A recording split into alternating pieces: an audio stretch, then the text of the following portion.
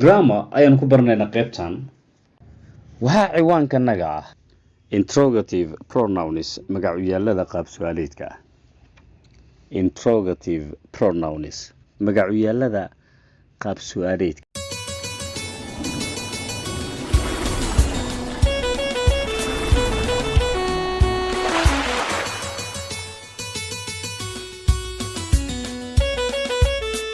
Assalamu alaikum warahmatullahi wabarakatuh. Welcome back to English with Susman official channel.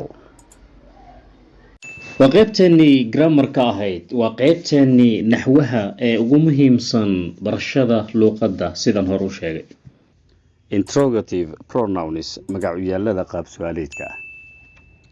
Interrogative pronouns magacyaalada qaab su'aaleedka ah waa topic cusub waxaa noo soo idlaaday relative pronouns.